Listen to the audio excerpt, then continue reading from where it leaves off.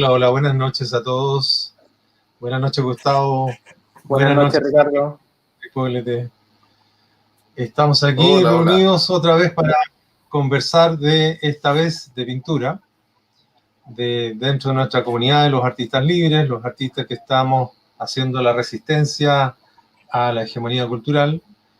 Y tenemos unos temas interesantes para tratar hoy día relacionados principalmente a lo que es la pintura. Antes de entrar en detalle, que queríamos hablar un poquito de lo que era el Renacimiento, ¿no es cierto? Algo del manierismo, cosas históricas. Le quería preguntar vamos a partir primero por los más jóvenes, ¿no? por Gustavo. Le quería preguntar cuál es la visión que tiene del arte actualmente en relación a lo que se está viviendo, digamos, a esta desconstrucción cultural. Bueno, realmente el arte actualmente, lindo gato, zángano.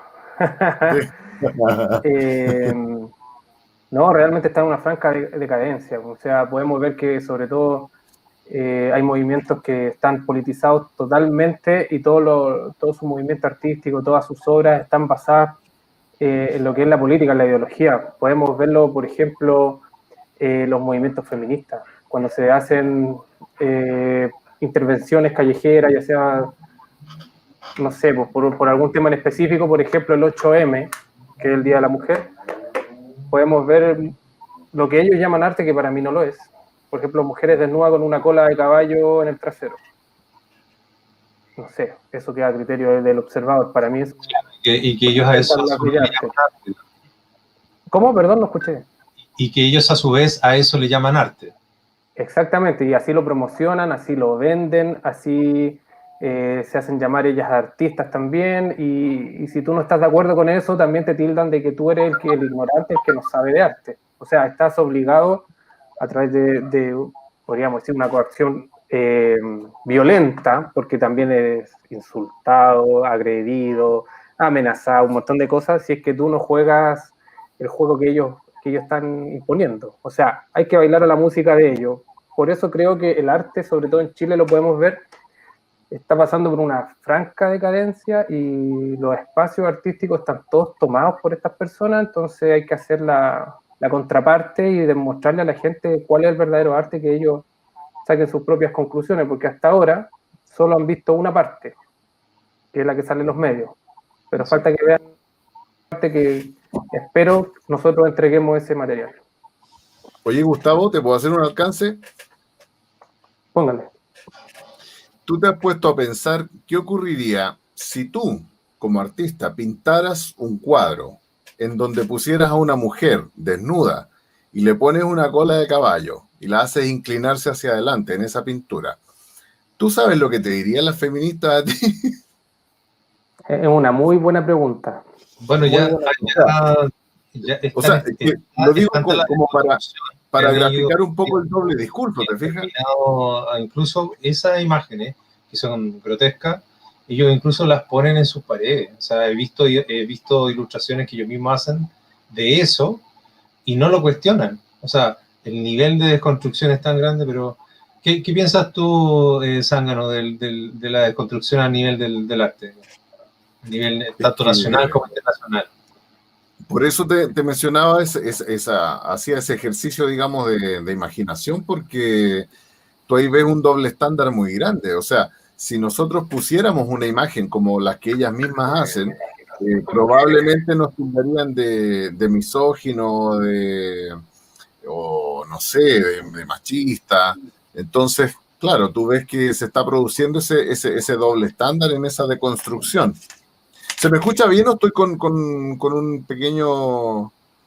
Está como la imagen fuera de sonido o no? ¿Está bien? Yo lo escucho bien. ¿Está bien? Ya. Sé que me llega como un eco de repente, entonces no sabía. Entonces, claro, y esa deconstrucción, una vez escuché yo una persona que decía, mira, es que nosotros en este mundo que estamos viviendo... nos han vejado, nos han pisoteado, estamos viviendo un montón de cosas, por lo tanto no podemos pintar Madonas renacentistas, ¿te fijas? Y yo me pregunto si estas personas saben cómo vivía la gente terminando la Edad Media. O sea, las condiciones de vida eran prácticamente paupérrimas. O sea, la gente vivía, el 80-90% de la población mundial vivía en la pobreza. Y no tenían ni las comodidades, ni las condiciones higiénicas.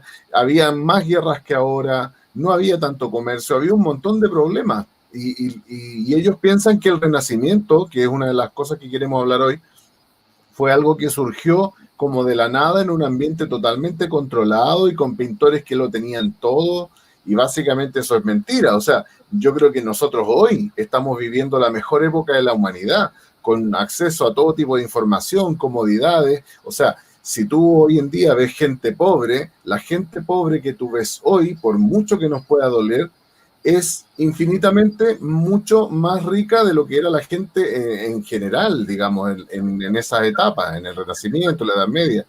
Entonces, no hay una justificación, encuentro yo, como para decir que el arte que estamos haciendo tiene que ser basura, producto de nuestro entorno, producto de lo que estamos viviendo. Además que una cosa no quita la otra, ¿no? O sea, si yo puedo o intento expresar algún grado de sufrimiento o algún grado de descontento con el funcionamiento que tiene la sociedad, no significa que yo tenga que expresar ese descontento de una manera grotesca, fea y mal hecha. Es decir, tenemos el ejemplo de Millet con la secadora, en donde él hace una mirada, pone su mirada en la clase obrera, la gente que está trabajando. Para él era un tema importante de tomar y rescatar, pero lo hace con maestría, lo hace con belleza, lo hace con elegancia, lo hace con técnica, lo hace con arte, que es en el fondo lo que uno le critica a este otro sector. No es su discurso. Lo que critica es la ausencia de estética y de arte. Totalmente. Exactamente. Chiquillos, ¿qué pasa si entramos en materia? Empezamos a hablar de los 3 temas que tenemos, porque tenemos 3 temas hoy día preparados. Pues teníamos el Renacimiento, el manierismo y el barroco. No sé cómo lo hacemos para empezar con el Renacimiento. Yo voy a compartir ahí, Ricardo.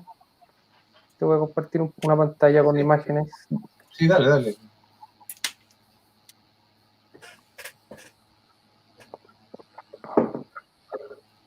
Ahí viene. Ahí están las obras. Bueno, yo... Oye, ¿esa obra es del Renacimiento? Sí, claro. Sí, pues, Miguel Ángel. Sí. Pero veamos un poquito de qué se trata. Pues yo le puedo hacer una pequeña introducción. Por ejemplo, el Renacimiento. Ándalas deteniendo para que vayan avanzando más lento, para que podamos ir mirándolas de a poquito. Ok. Voy a...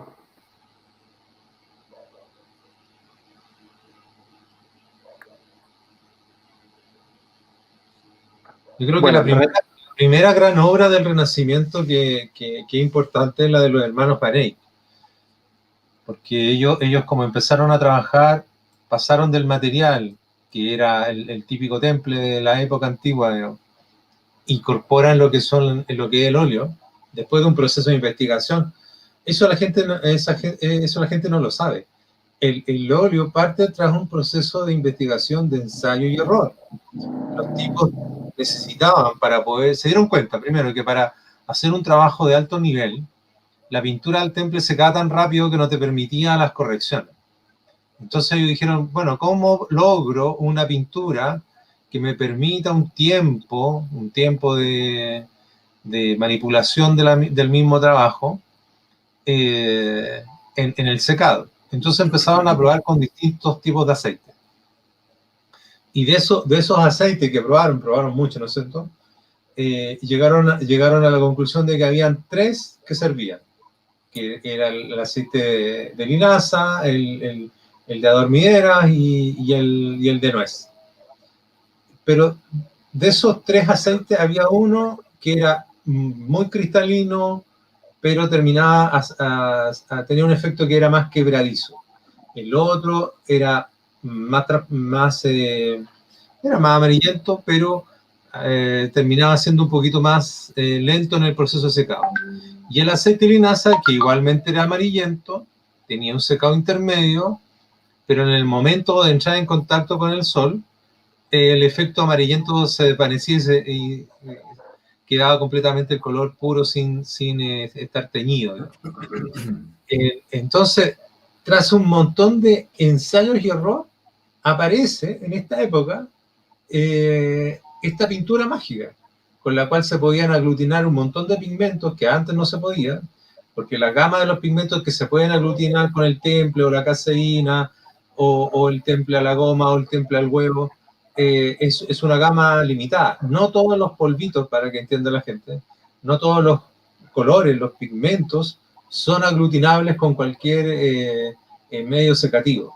Entonces, el óleo amplió la gama de colores, que no es mucha, alrededor de 10, 12, que te permitía generar un montón de otros colores más. Pero esa gracia parte del Renacimiento.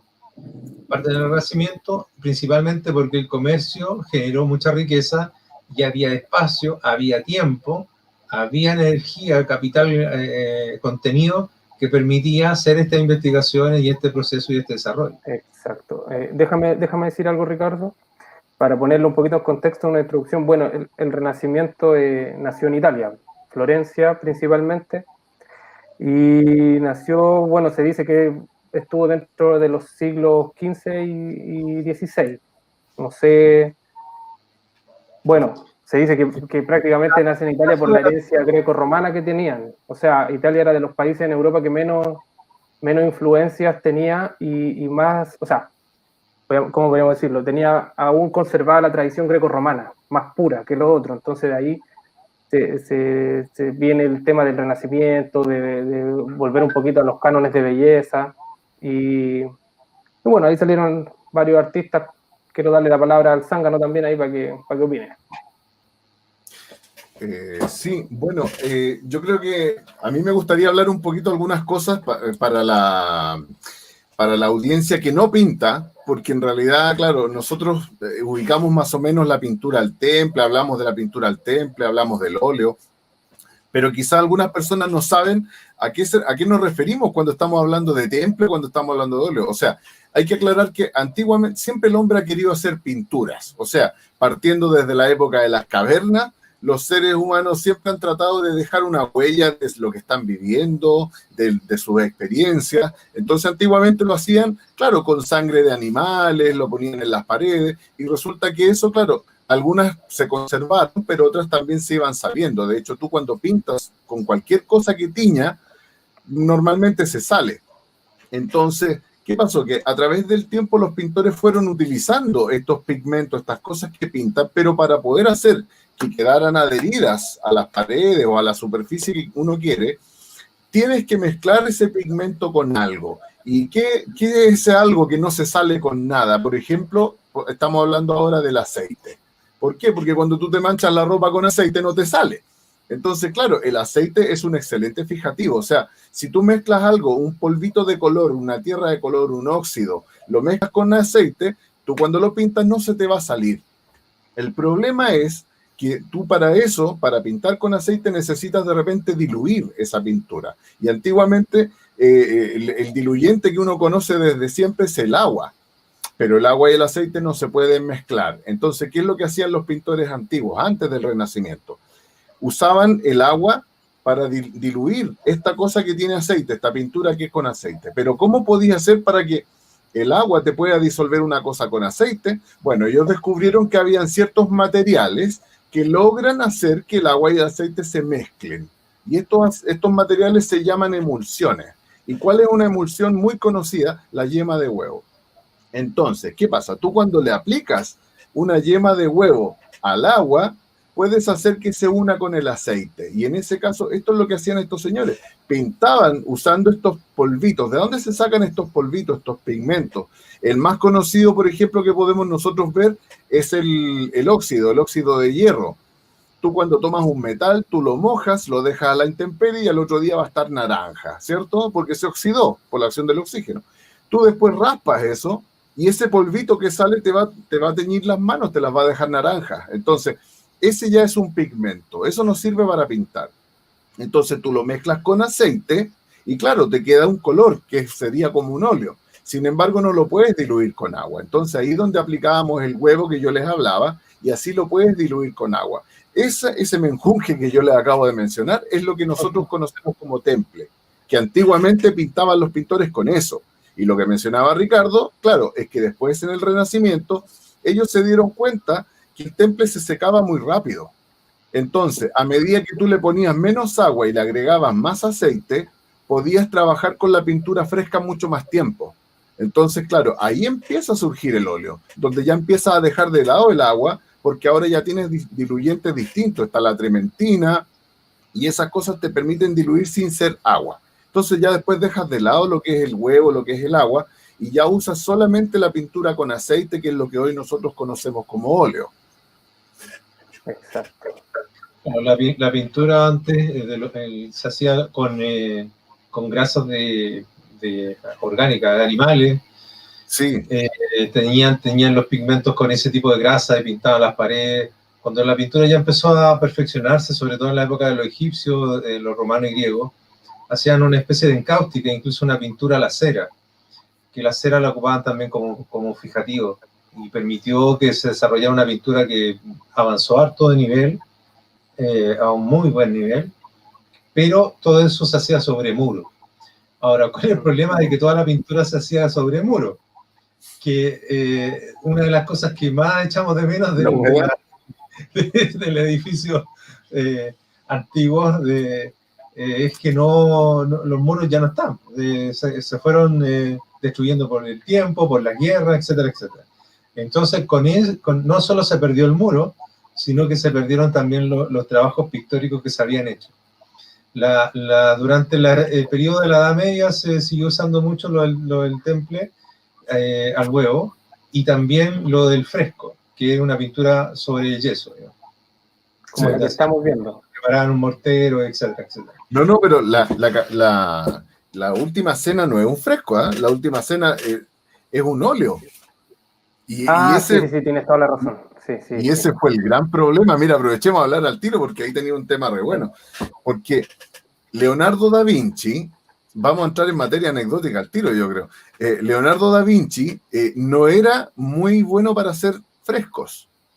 ¿Cuál es el fresco? El fresco tiene toda una técnica. El fresco es súper complicado porque tú tienes que primero preparar la pared con un yeso, con un revoque, después hacerle como un estuco que le llamaban el lucido, y tú tienes que pintar cuando está fresco todavía. ¿Para qué? Para que cuando el yeso se seque, la pintura queda como dentro. Exacto. Y esos son los frescos que nosotros conocemos. Por eso se llama fresco, digamos. Pero Leonardo da Vinci, él estudió con Andrea del Verrocchio y se dice que esa parte del fresco a él no le gustó mucho, sino que él estaba obsesionado con el tema del óleo, lo que venía, lo moderno. Entonces trató de pintar la última cena con óleo. Y ahí estamos hablando de que es una pared, donde por el otro lado creo que tenía mucha humedad. Entonces la última cena estaba pintada y prácticamente al año siguiente ya se estaba descascarando, y eso es algo que mucha gente no sabe. Lo que nosotros vemos, a veces vemos fotos en internet de la última cena como bien hechita y como todo bien definido, claro, cuando en verdad la última cena se empezó a descascarar prácticamente al tiro. Sí, oye, y como anécdota también, bueno, en este periodo ocurrieron varias cosas, pues, hubo un gran desarrollo en lo que es la ciencia, surgieron personajes como Copérnico, por ejemplo, se cambiaron algunas teorías en lo que es astronomía, porque en ese tiempo se creía que el Sol y todos los astros giraban alrededor de la Tierra. Bueno, aquí después, por el avance de la ciencia, se lograron nuevos inventos, nuevos telescopios, se mejoraron y se descubrió que era la Tierra la que giraba en torno. Y esas cosas trajeron varias influencias. ¿Qué más te puedo decir? Pues fue súper importante eso, porque de todo un periodo de oscuridad en donde lo único que importaba era Dios, y Dios era lo que estaba más allá, es decir, más allá de nuestra vida cotidiana, y todo se centraba en torno a eso, es decir, Tú podías tener una vida miserable, estar bajo la presión de cualquiera, digamos, pero te decían eso no importa, porque lo importante es lo que viene después. Y ese después era después de la muerte. Entonces, cuando con estos avances de conocimiento que la humanidad adquiere, la mirada cambia. Ya lo que está afuera no es lo único importante. Ahora el ser humano, el hombre, el individuo, empieza a tomar protagonismo. De pasar de siglos haciendo obras de arte que solo hacían referencia a lo que estaba más allá, en el mundo espiritual, nos volcamos al individuo, al ser humano, al hombre, a la persona, a ese hombre que está ahí comiendo o sentado o caminando, incluso al hombre histórico y heroico, pero hombre al fin y al cabo. Entonces, se vuelve la mirada hacia el hombre y junto con eso se traen todos los conocimientos de vuelta que se habían ido perdiendo de los griegos. Desde Oriente, a través del comercio, vuelven a recuperarse todos estos textos, vuelven a recuperarse todo esto, vuelve a aparecer Aristóteles, vuelve a aparecer las miradas de los griegos clásicos, que le aporta una vida cultural a este mundo, que de ser artesanos que trabajaban con imágenes, se transforman en seres que hoy día podemos reconocer como artistas. Exactamente, bueno, y lo otro es que en el tema de la pintura hay un descubrimiento que revoluciona un poquito el tema del pictórico, que es el descubrimiento que lo podemos ver en esta pintura de lo 3D, de las 3 dimensiones. Se empieza a aplicar por primera vez la perspectiva. Y era muy de moda en ese tiempo que, por ejemplo, todos los cuadros como este que vemos atrás estuviesen proyectados. Por ejemplo, aquí vemos las ventanas, el cielo, está todo proyectado en perspectiva. Y ese fue un gran descubrimiento de los renacentistas. Luis. Oye, sí, yo creo que eso es súper importante. Durante el Renacimiento se produjo ese cambio, como dices tú, súper importante en cuanto a la perspectiva, porque antes no habían estudios de perspectiva. O sea, antes como que se dibujaba, si tú ves, por ejemplo, ya que tú mencionaste, Ricardo, el tema de los egipcios, si querían hacer algo más lejos, lo hacían arriba y eran figuras totalmente planas. Entonces, en el Renacimiento ves que hay un renacer por el estudio, por cómo plasmar cosas con profundidad, cómo hacer las líneas, eso que estaba diciendo recién Gustavo sobre la última cena. Claro, las líneas de las ventanas que parecen ir hacia abajo confluyen exactamente de una forma en que si tú estás parado en una parte de esa iglesia, las líneas se prolongan con las líneas de donde tú estás parado, entonces se ve esa tridimensionalidad. Es una cosa genial para la época. Entonces, yo encuentro que eso es uno de los grandes logros del Renacimiento, de cómo se va perfeccionando, la forma de representar el mundo. Y el mundo está cambiando no solamente por un tema pictórico, o sea, el mundo está cambiando, como decía también Ricardo, desde una creencia. Antiguamente todo estaba centrado en la religión, todo estaba centrado en Dios, y ahora se empieza a centrar más en el hombre. Y yo creo, mira, la otra vez yo mencioné algo parecido a esto. Yo decía que nosotros hoy estamos viviendo una especie de nuevo renacimiento. ¿Por qué? Porque tenemos la Internet. O sea, nosotros tenemos acceso a un montón de información que antes no se tenía o que costaba mucho conseguir. Bueno, a ellos en el Renacimiento también yo lo veo como un antecedente previo, que es la invención de la imprenta. Porque Gutenberg, muy bueno. con la invención de la imprenta, el conocimiento pudo llegar a mayor cantidad de personas, y de hecho, incluso la Biblia, que era uno de los primeros libros que se imprimía, la gente pudo empezar a revisarlo y ver que en realidad, a lo mejor lo que te estaban diciendo que decía no era tal, y podías empezar a cuestionar, y no solamente cuestionarte tú, sino que cuestionar a la autoridad. Entonces, hay hartos cambios que empiezan a ocurrir que son súper interesantes, y que yo hago el paralelo con lo que está pasando ahora. O sea, hoy en día tenemos Internet, o sea, no tenemos ninguna excusa para no estudiar o para no averiguar más cosas. Claro, oye, y lo Bueno, en este periodo ocurre algo que también cambia mucho la historia y que después trae repercusiones, que es el descubrimiento de América. Porque la ciencia avanzó a tal punto, como decía Ricardo, que mejoraron las pinturas, mejoró también los telescopios y mejoraron también la navegación, la creación de mapas y todo, y en ese tiempo se descubrió América. Entonces, al descubrir América también hubo un fuerte remesón porque la gente que estaba tenían una idea teocéntrica, todo centrado en Dios. De repente se encontraron con un nuevo mundo y con gente que no creía en Dios. Entonces, también ahí hay un tema con el tema religioso. Sí, bueno, habían unos griegos que ya habían postulado que la Tierra era redonda, pero todo eso se había perdido. Porque pues, en el periodo oscuro de la civilización occidental, eso se había perdido.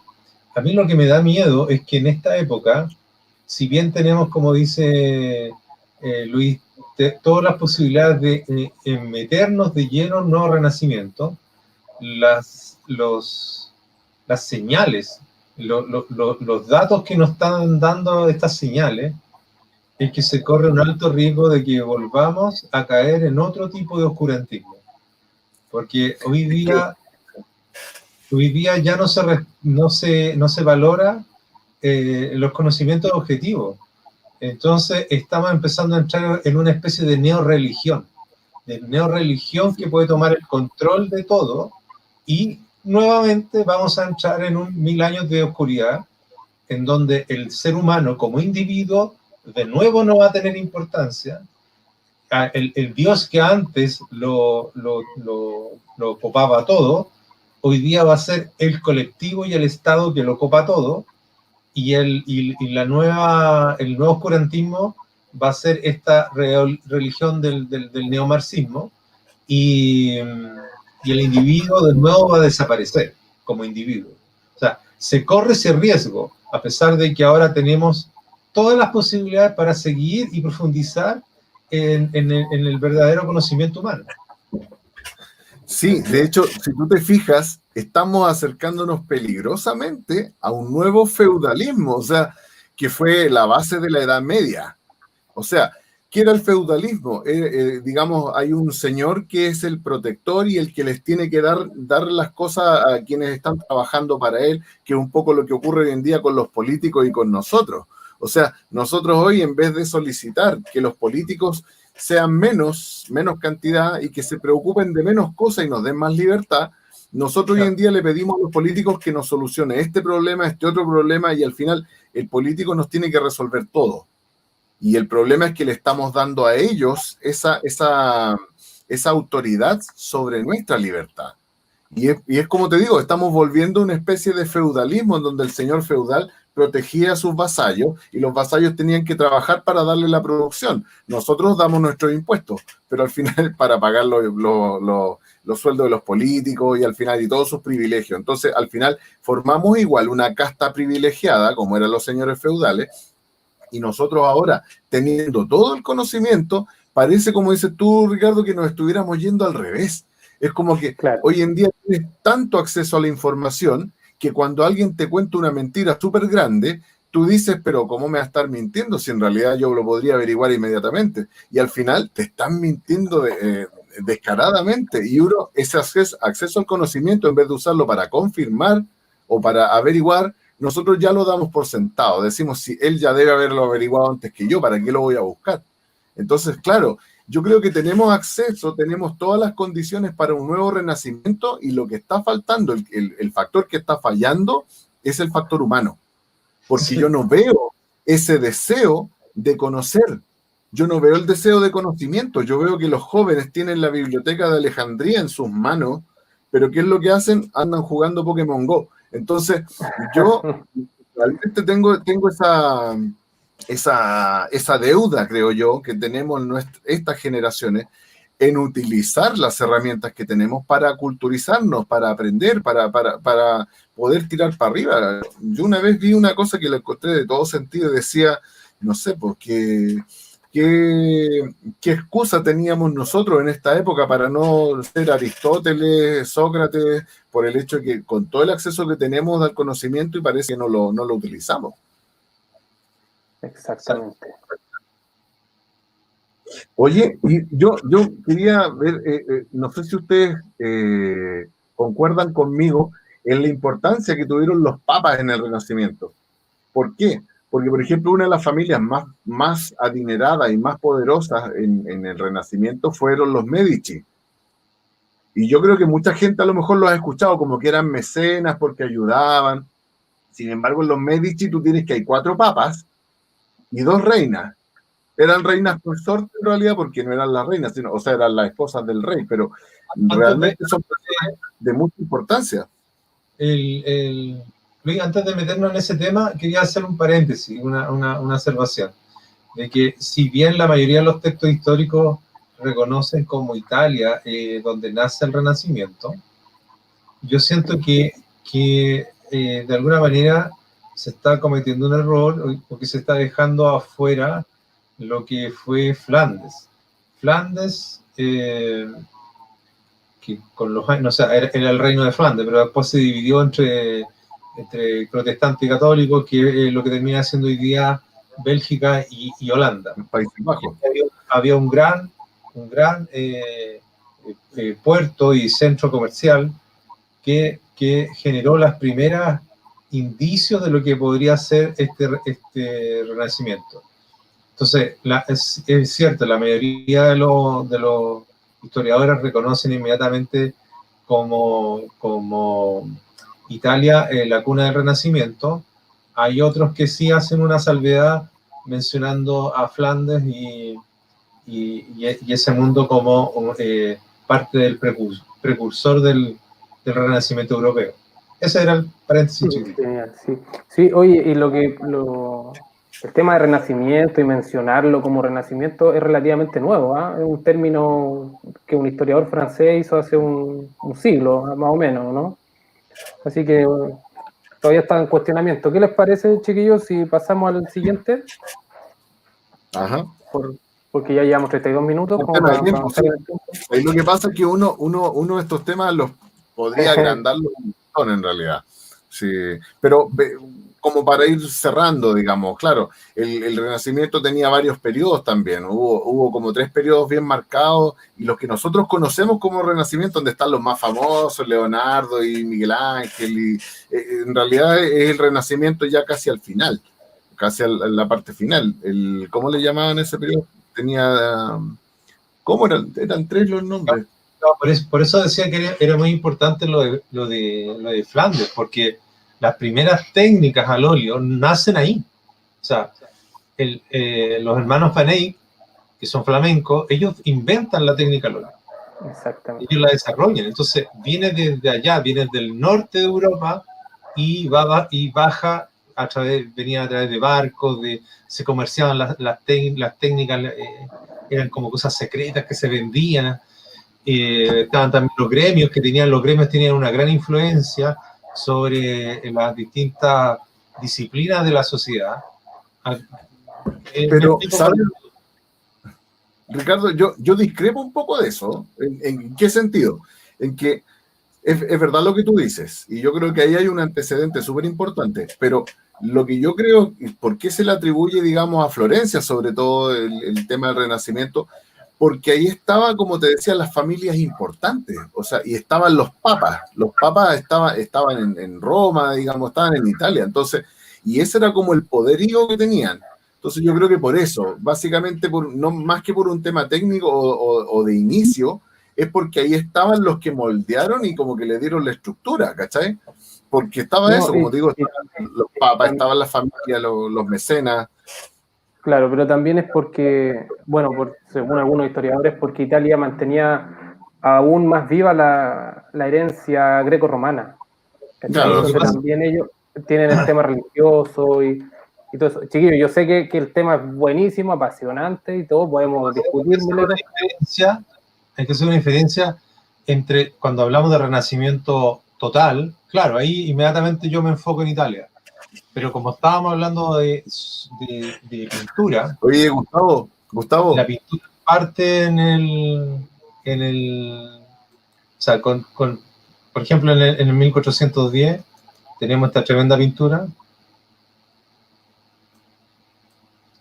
que, Gustavo, que nunca trates de obligar a unos pintores a que dejen de hablar del Renacimiento.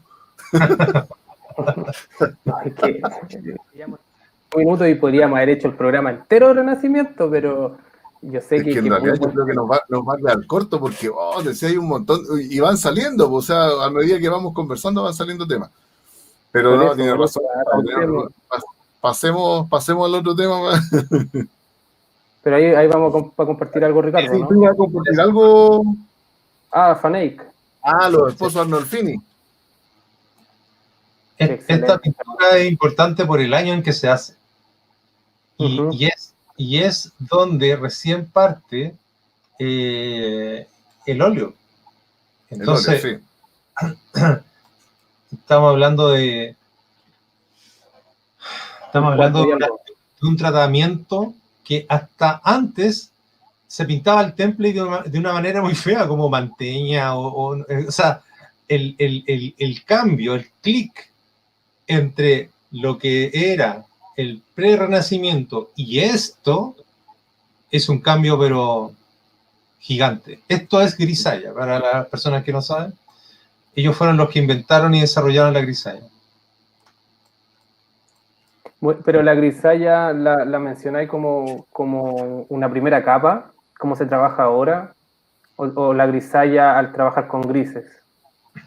No, grisalla era como un método completo de ejecución, desde el comienzo hasta el final, digamos, a través de capas de veladura, que después, de alguna manera, siempre Leonardo intentaba hacer algo parecido, digamos, y siempre andaba experimentando, porque nunca tenía la receta propia, entonces él, o sea, no tenía la receta original, entonces él trataba de, con la poca información que le llegaba, ir creando su propia respuesta, y cometía errores, cometía cosas, o sea, le ponía fuego a la pintura para que secara más rápido, le agregaba cera, hacía una especie de encáustica, iba probando y no siempre le resultaba, pero esto fue lo que hicieron estos flamencos y le quedó pero perfecto.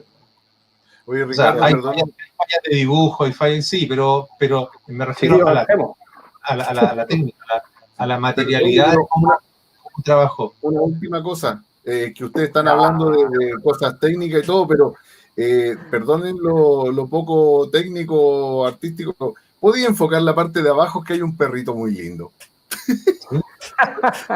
Sí, mira. Los pelitos. Mira.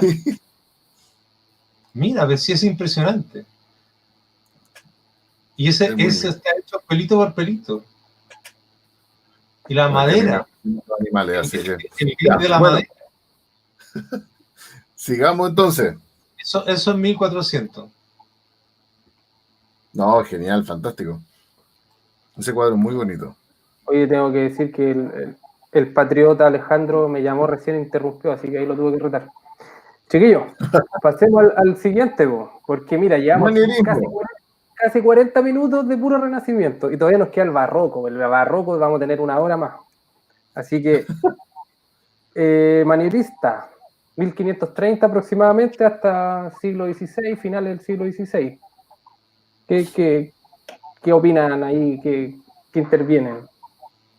A ver, expliquémosle a la gente por qué se llama manierismo. Porque nosotros normalmente vemos la historia o tratamos de ver la historia como una línea continua que va separándose y uno dice, ya, terminó el Renacimiento aquí, hoy día, y hoy día empieza el manierismo.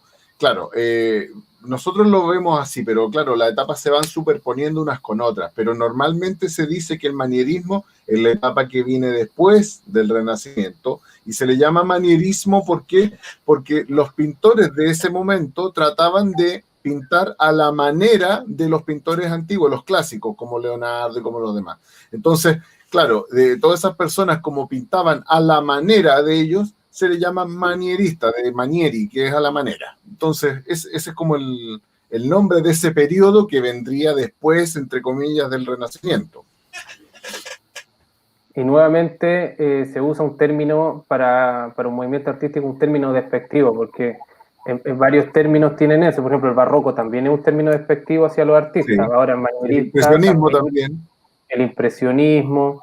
Entonces ahora el manierismo es como, están queriendo decir que los artistas eran unos imitadores, no creaban algo nuevo, o sea, estaban imitando a los grandes del Renacimiento, y eso ocurrió en la escultura porque muchos escultores hicieron, por ejemplo, al David, que el David ya lo había hecho Miguel Ángel. Y bueno, más que nada eso, igual fue un periodo, yo creo, corto, y algo importante de este periodo es que ya empezaron a aparecer los pequeños indicios del barroco, de la pintura barroca teatral tenebrista. O sea, podemos ver en algunos cuadros que voy a compartir, ya se empieza a notar un poquito la... Espera un poquito.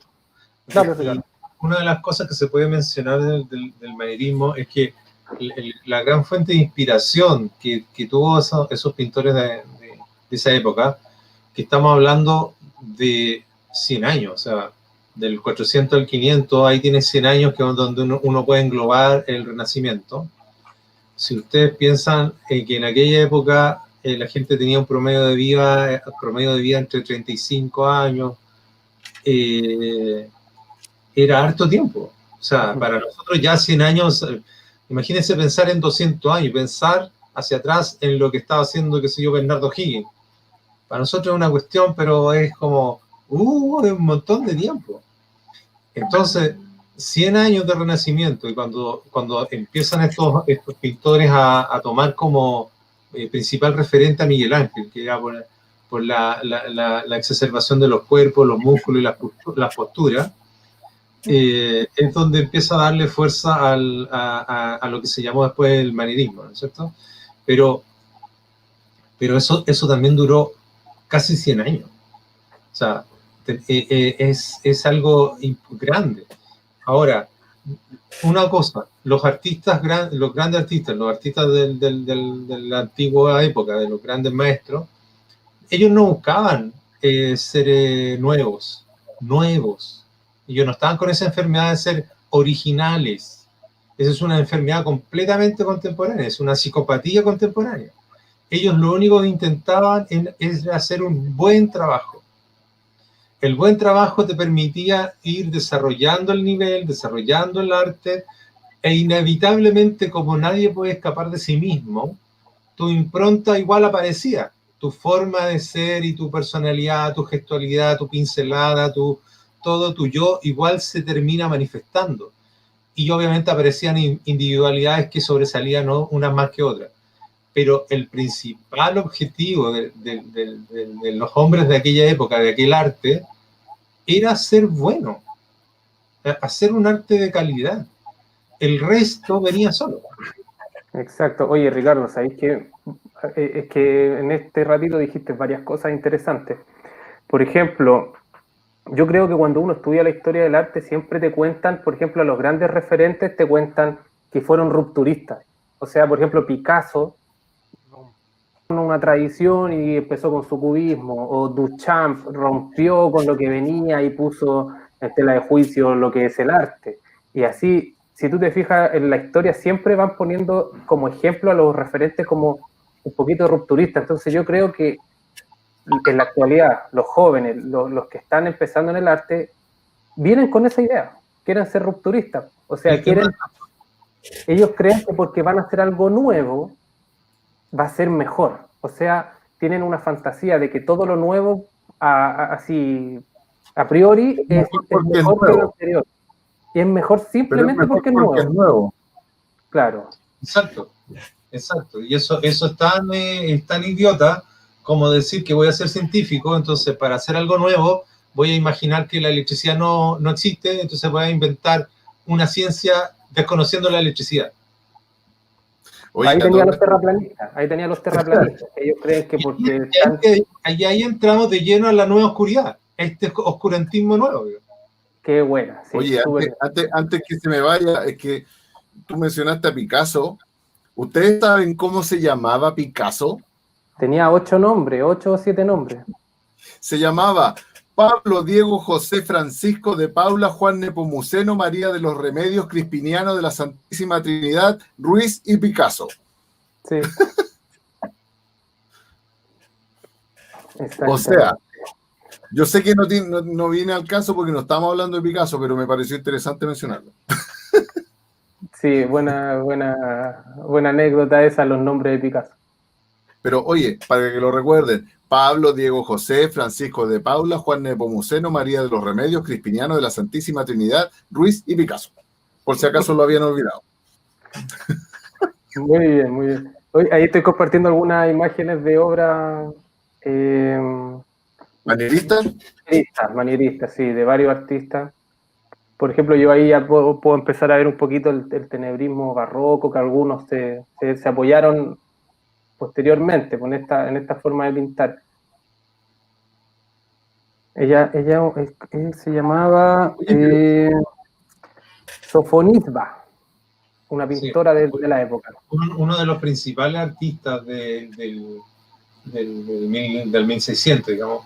Es muy importante porque además genera un cambio en la técnica. A ver, tenemos durante todo el Renacimiento que la técnica maestra es la grisalla que inventaron los flamencos. Y esa es la que los italianos y el resto de Europa intentó aprender, copiar e imitar. Pero tras un siglo de estar intentando ejecutar este tipo de técnica, que los flamencos la manejaban no al revés y al derecho, los italianos, sobre todo cuando tienen que pasar del formato pequeño, ¿no es cierto? Porque la grisalla para que funcione bien tiene que ser sobre tabla.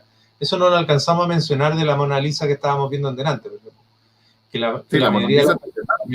la mayoría de las pinturas del Renacimiento son sobre soportes duros, son sobre paneles de tabla, porque la grisalla requiere de que el blanco venga refractado desde el fondo de la superficie. En cambio, cuando ya se tiene la capacidad de poder pasar a telas gigantes, a telas grandotas, o sea, ya hacer un panel de madera, de álamo, de tamaño gigante era poco viable. Entonces se empiezan a hacer distintos experimentos sobre tela, sobre género. Ahí es donde se empieza a incorporar el género. Y en este proceso de incorporar el género como soporte, la técnica tal cual como la habían trabajado los flamencos, la grisalla con el fondo blanco, no tiene el mismo efecto por la textura que tiene la tela. No logra la misma refracción de luz. Entonces, ¿qué es lo que aparece? Ahí es donde este maestro genial, digamos, que genera una nueva técnica, que es Tiziano. Tiziano dice, bueno, si yo no puedo sacar el blanco desde la superficie lisa de un soporte duro, voy a tener que agregarla a la tela. Entonces él genera un cambio de la técnica, se abre todo este abanico de la técnica veneciana, con el fondo rojizo, y él hace una reinterpretación de lo que es la grisalla. Y él crea la tremenda escuela veneciana, que ahí estamos viendo uno de sus alumnos, ese Tintoretto, ¿no? Sí, Tintoretto. Entonces, Tiziano crea la técnica, tenemos Tintoretto, su alumno, el Veronés, bueno, hay una serie de sucesión de artistas, uno tras otro, hasta que pasamos por el Greco, Petersano, incluso hasta Caravaggio. O sea, la línea de consecución de este conocimiento que inicia Tiziano llega hasta el mismo Caravaggio. Exacto. Sí, oye, también es bueno mencionar que durante el manierismo no se dio como fue el Renacimiento básicamente en Italia. El manierismo se extendió por muchos lugares, incluso llegó hasta América, a las colonias europeas, porque en 1500 y tanto hubo una peste en Italia, y después más encima Italia fue invadida por Carlos V. Entonces al final, ¿qué es lo que pasó? Todas esas cosas hicieron que los artistas empezaran a emigrar. También hubo un papa que después gobernó Italia, y él no era como los papas anteriores, que eran los Medici, que ellos ayudaban a los artistas. Este papa no los ayudaba, no estaba ni ahí con las artes. Entonces, claro, los artistas se empiezan a extender por otros países buscando oportunidades, y eso hace que esta forma de pintar a la manera de los antiguos se empiece a propagar también por Europa. Perfecto, yo creo que podríamos avanzar al siguiente, ¿o no? ¿Qué les parece? ¿O quieren acotar algo más? A ver, bueno, lo último que a mí me gustó mucho, porque el dibujo, hasta ese momento, el dibujo siempre era considerado como una fase previa a otro tipo de arte. O sea, el dibujo era un apoyo para que después tú pintaras, o el dibujo era un boceto para que después tú construyeras un plano para hacer un edificio. O sea, el dibujo nunca fue considerado como un arte en sí mismo.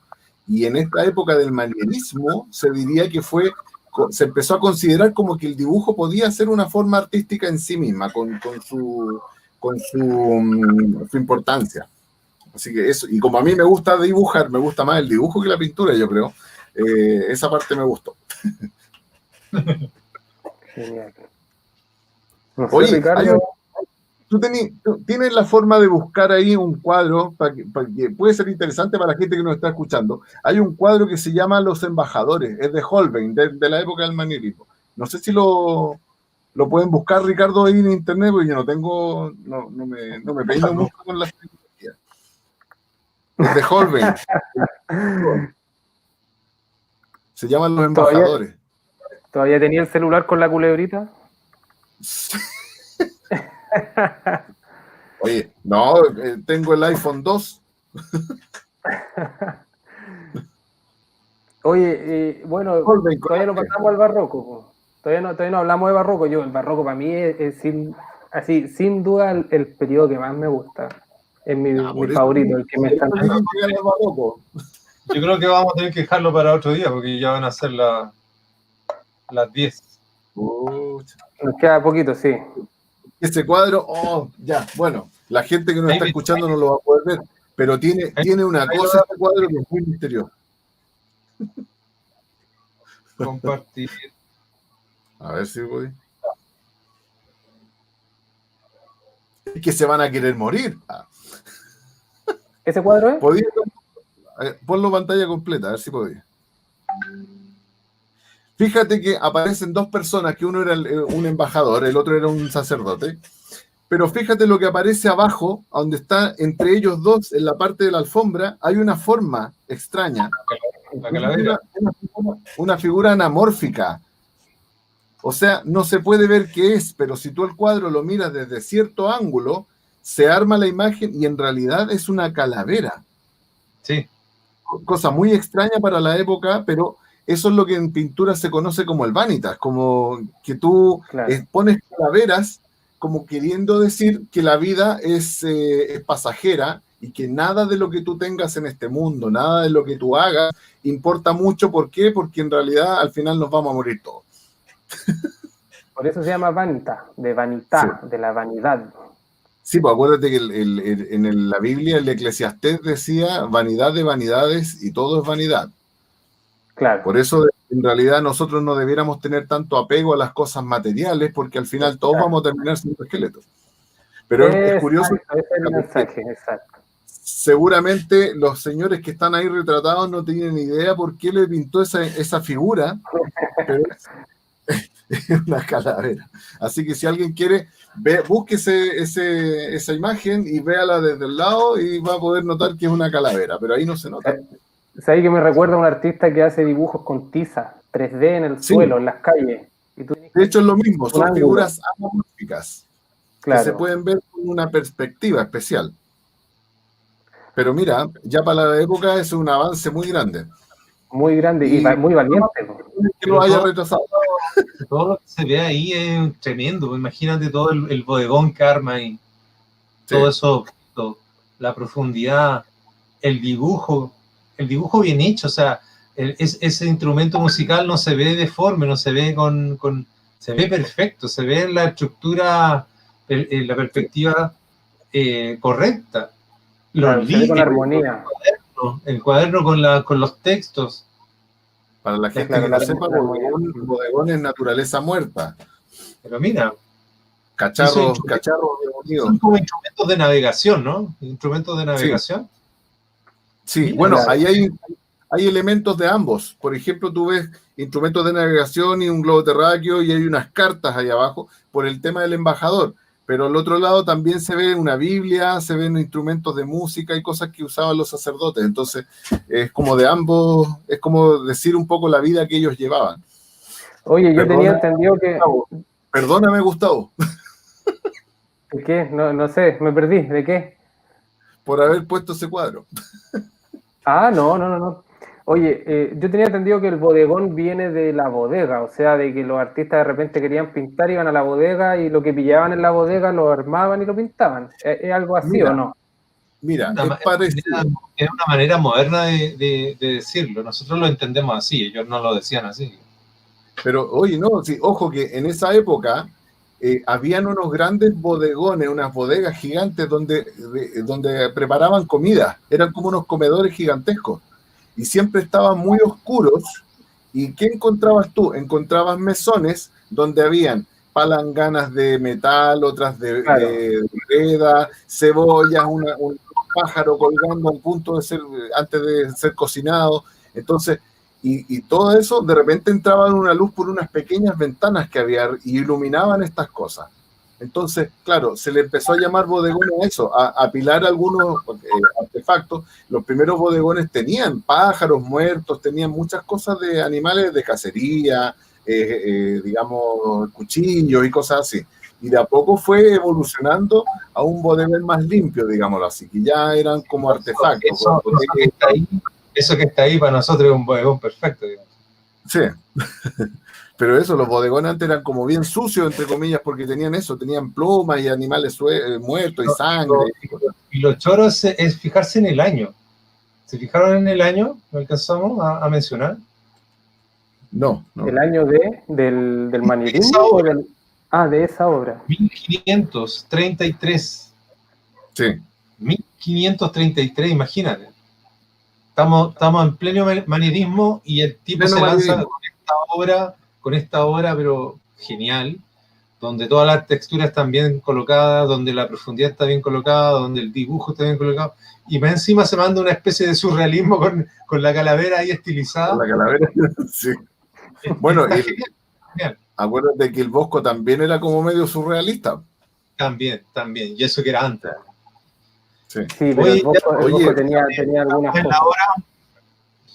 Yo creo que vamos a tener que dejar el siguiente tema para el próximo. Gustavo va a quedar con ataque. Oye, ¿y si nos extendemos 10 minutitos? ¿Crees tú? No, dejémoslo para el otro mejor, porque así lo tocamos con mayor detalle. Porque así por el tema no va a ser corto. Pero es una reencarnación de Caravaggio. El próximo... Tengo familiar en el barroco, por eso tengo ese amor por el barroco. Mira, tenemos una tertulia de pintura, sí o sí, el viernes 20. Esa fecha la tengo lista. Si tenemos otra entre medio, la avisamos con tiempo a la gente. Que sería como 2 viernes más. 20, para que sepan. Y tú decís, pero, a ver, se supone que el próximo encuentro que hagamos, ¿cómo lo vamos a hacer? ¿Vamos a hablar sobre el barroco solamente? ¿Vamos a tocar otro?